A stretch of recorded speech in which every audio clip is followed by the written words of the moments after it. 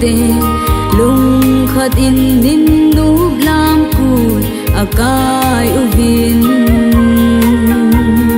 si tui bang ana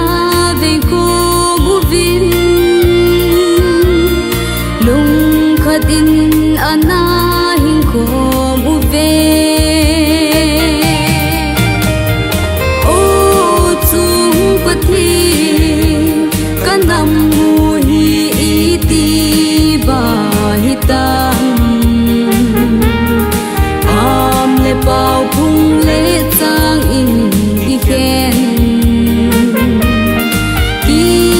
nan hen ko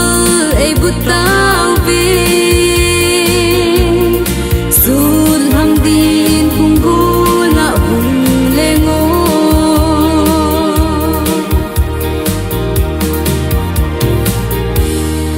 i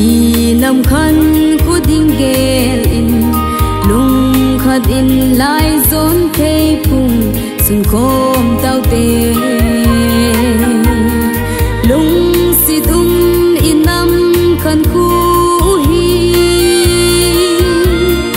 toy sang u te lung ki tu dilin o chung pathi kanam mu hi ti ba hi tam am le pau phung le chang in ki khen nan hen ko ei butau ve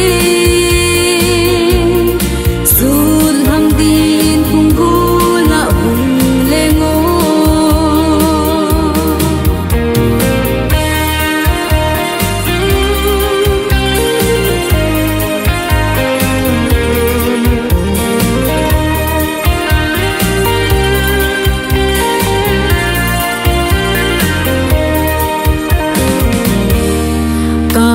nam ku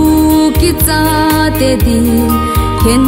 na ding thim thu lung in ki gel zong le Krista thi san sa la in sung kha ki khen thei lo nam khat i hiu ve o chung pathi kanam mu hi ti ba hi tam am le pau phung le chang in